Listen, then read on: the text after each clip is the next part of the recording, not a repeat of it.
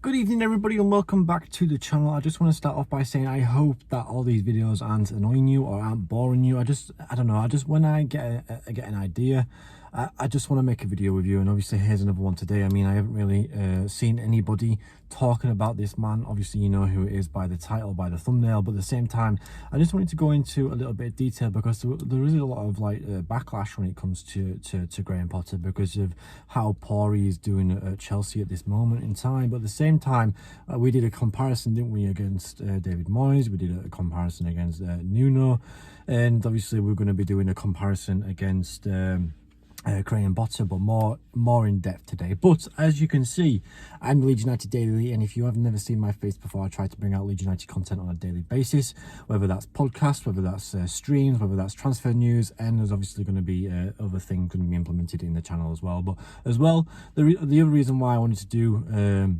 why I do different types of topics is because obviously it brings in different types of interaction. It's a different topic surrounding Leeds United, and as well I don't go live as much really as well, so I don't see the point in sitting here for an hour on my own just talking to a camera where it probably wouldn't make sense. Whereas if I was live, we could do a proper discussion. We could do a live interaction, stuff like that, you know, so it'd be a little bit easier, a little bit more smoother. So, and then obviously there won't have to be any awkwardness as well in that. So today obviously we're going to be talking about Graham Potter and why I think he would be a decent fit at Leeds United. So as for right now, Chelsea are not really doing that great. They're not really performing to their original standards, because usually they're like a top four club fighting for the title, especially when Mourinho was in charge back in like 2008 to 2010 era. Like Chelsea was in a sense untouchable, whereas now when you go up to against like these teams like Liverpool, Tottenham Hotspur, or even Chelsea, you don't really have that fear anymore. And usually going to a place like Stamford Bridge, it's very scary very intimidating for a lot of players. But now a lot of teams are looking at Chelsea, looking at Liverpool's, and thinking, okay, we can maybe get something out of this. We may not win, but we can have a very good go, and we can maybe pick up all 3 points. But at the moment they're sat in 10th place with 31 points, so it's not really one of the best performing seasons in their history. And as well, if you want to compare it to like Arsenal, if you want to compare it to like Manchester United back when like David Moyes was in charge, I know Mikel Arteta has had the full support. He's about 3 years in charge now, and there was call for his head, wasn't there, when he was like finishing in 10th place. But to me, I feel like it's so stupid with these big clubs like saying, and as well these pundits like on TalkSport pretty much coming out and saying, oh, it's so bad, like I've never seen anything so bad in my history as like supporting this club. And I think to myself, you're so lucky to be in a position. Like, I would be so happy if Leeds United would finish in 10th place. Like, and you get these fans, but all because they've succeeded, all because they're one of the biggest clubs in the world, they're finishing like 10th, 11th place. And they're coming out saying this is the worst team in my history, the worst team that I've ever seen Manchester United or Chelsea or Arsenal have ever put out, or I've seen at the club. They don't deserve to be where they are, and this and that. And I think to myself, you're so lucky to be in a position where you are now. All because you're finishing in like 10th doesn't mean that you've had a poor season. Fair enough, it's not living up to the expectations that you are expecting or hoping for, which obviously is the top 4 with these big clubs. But at the same time, Graham Potter hasn't really had the chance. The owner has just, I don't know, he spent like 600-700 million on players, bringing in like nearly 20 players, I believe.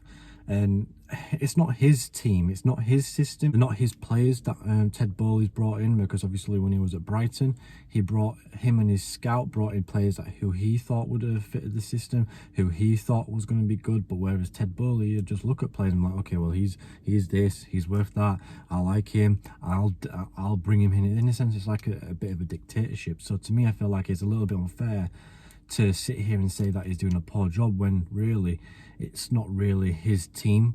And this actually goes to show, because obviously when he was at Brighton, he used to play with three centre backs and obviously wing backs. But obviously while he's been at Chelsea, his filters from 4 defenders, and then obviously his filters with 3 centre backs as well. With it says there that he has 2 number 10s supporting just 1 centre forward, and I don't think that system works well for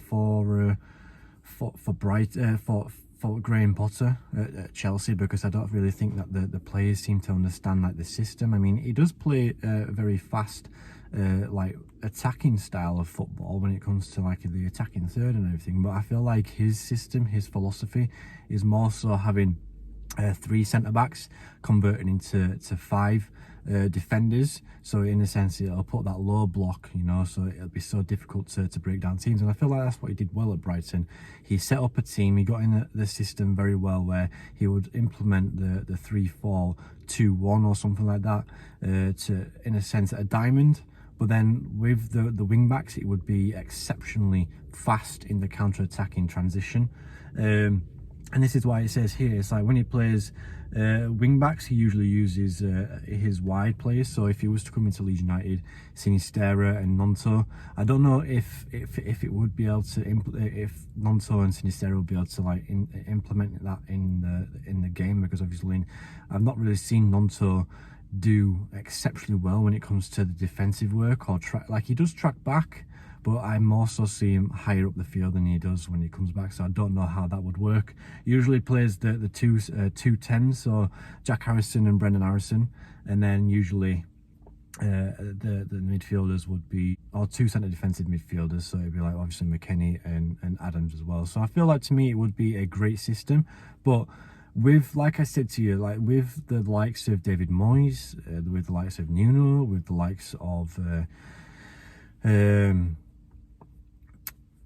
Graham Potter, these are types of players who will, or Gunnar Solskjaer as well, I made a comparison on him. These are types of players, or managers should we say, who do well at a respectable level.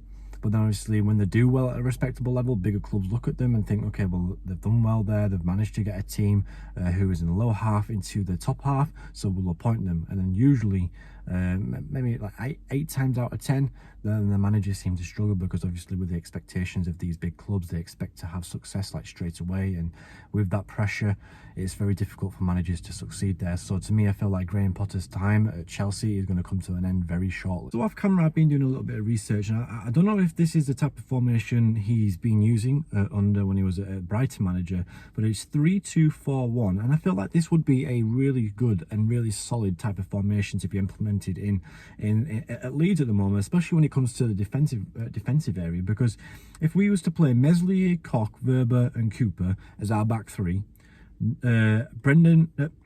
Adams and Weston McKennie in the two number 6 roles, and use Weston McKennie more of a box-to-box midfielder, and use Adams as an anchor, so it'll go back to a back 4, so obviously he can drop in between the defenders, and then use Nonto and Sinisterra as our wide players, our width on the counter-attack, and use Nonto and Sinisterra to get back.